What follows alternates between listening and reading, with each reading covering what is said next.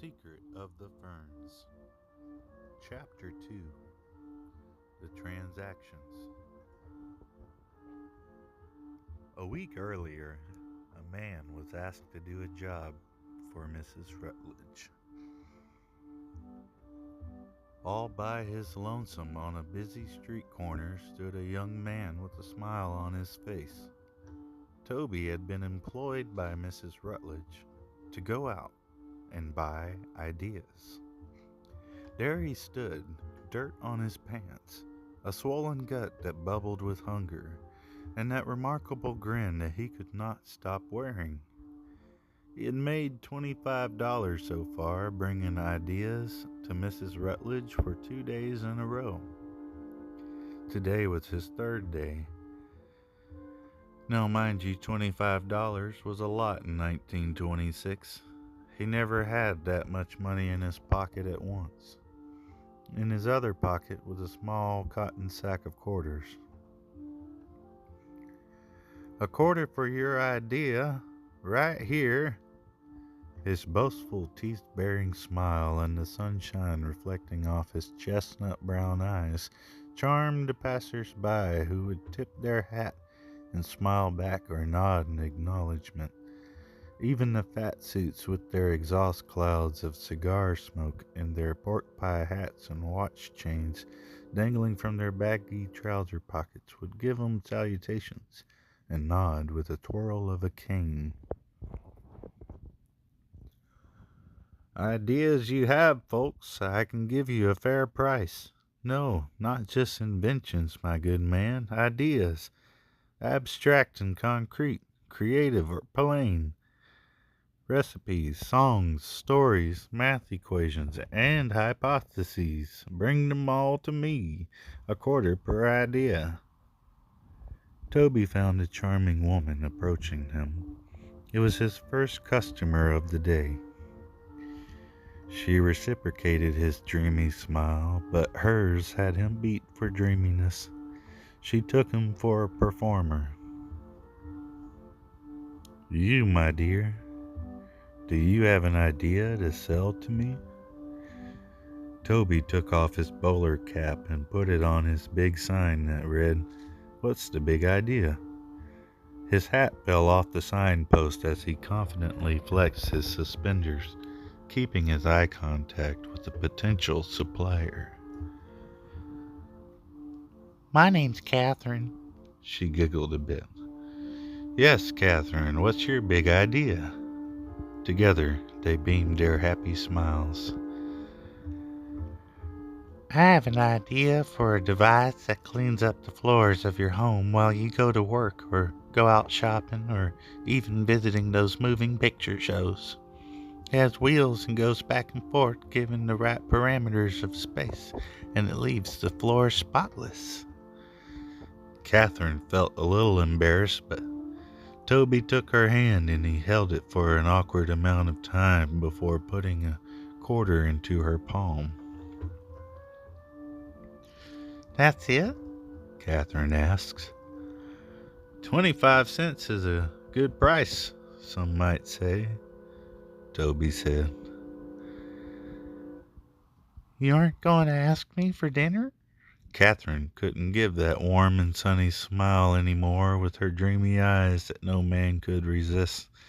Something was missing in her face as she asked Toby this. "Sorry, ma'am, not while on the job," he explained. "Humph!" She stormed away, frustrated. "Come back if you got more ideas to sell." She was gone into the crowd of people, unable to cry in embarrassment. She felt so confused. "Son, I have an idea for a song I bet could make thousands." Toby saw a handsome and tall black man in a nice but worn suit approach him. He had been walking with a strut and dance in his pace. Everyone was in a great mood today, since the weather warmed up some. "It's a song that will sell so many records you wouldn't believe it." The handsome man was very sure of himself.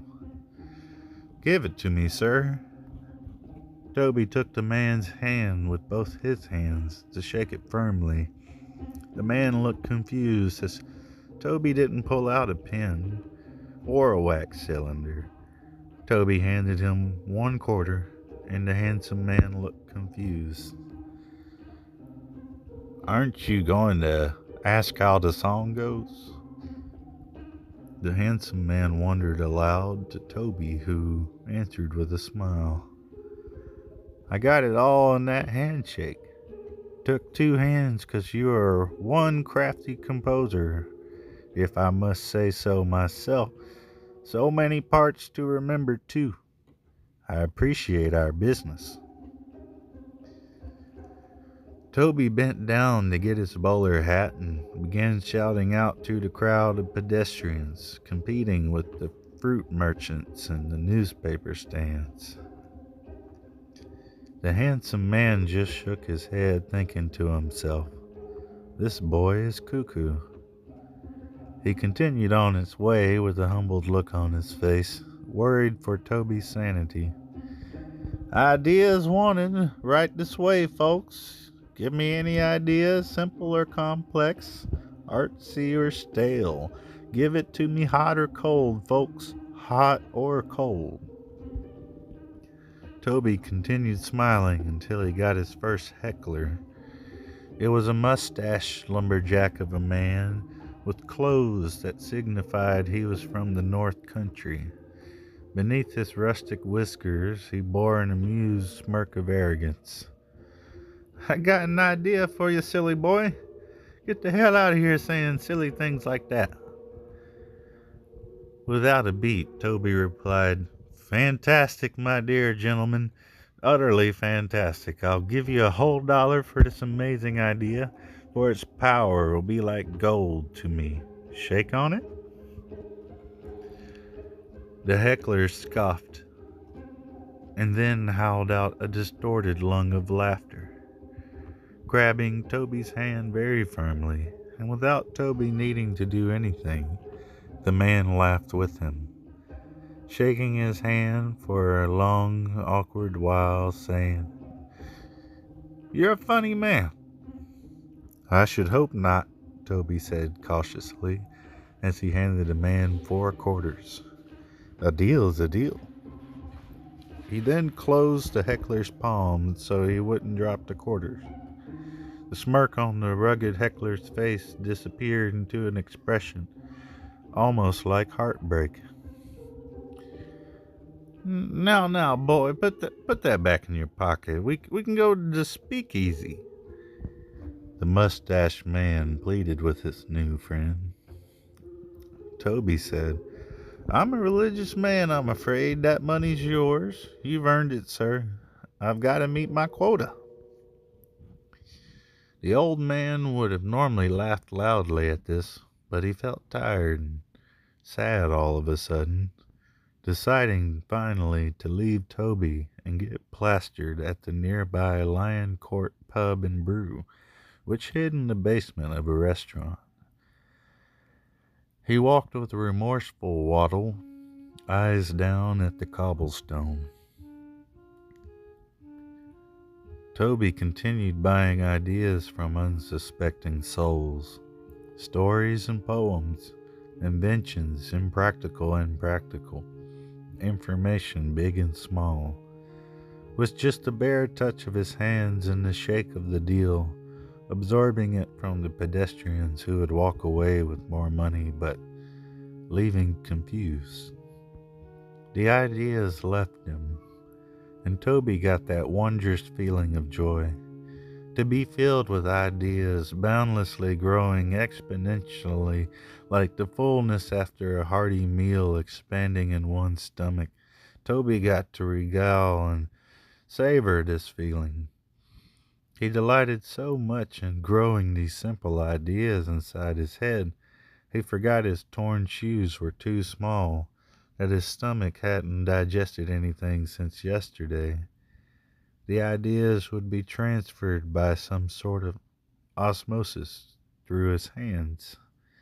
Then they created three more ideas, which created three more ideas, and so on.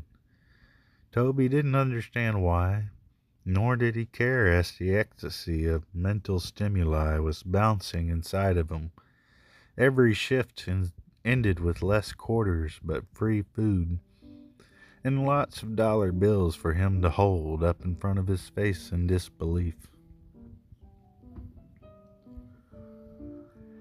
He didn't understand how that simple little chip worked, the one that Mrs. Rutledge put in the back of his neck under the skull. It barely pinched when she put it in with those old bony fingers of hers with long pink nails. He never understood how he was then able to give all these ideas to her, as all she would have him do is hold two piano tuning forks. He would come in, have some iced tea with Mrs. Rutledge, who gave him the tuning forks to hold, handles wrapped in his fists. She would use the power of suggestion to calm him to a focused state, emptying his mind of its internal narrative, replacing it with his vibrating hands, holding those humming bits of steel that would start to get warm. The information getting soaked by these strange electronics she wore in her ears resounded from the tuning forks, which grew louder and louder. He had finished that phase of the session and began to fill a plate or two of casserole and pie after giving the sack of quarters back to Mrs. Rutledge. He would always get sleepy and find himself unsure he'd made it out of her living room couch in time for bed. Mrs. Rutledge designed it that way. One free hefty meal of the day. Toby didn't remember everything, being made a shifter of information, a thought thief, if you will. The pedestrians he encountered soon forgot the thief of thoughts and ideas. They soon forgot their own thoughts and their own ideas too. Toby would wake up on Mrs. Rutledge's couch around 2 a.m. He had to sit for 15 minutes remembering why he was there. He felt a wad of cash in his pocket and decided to go home to his apartment, where his two younger brothers slept on the floor of the main room.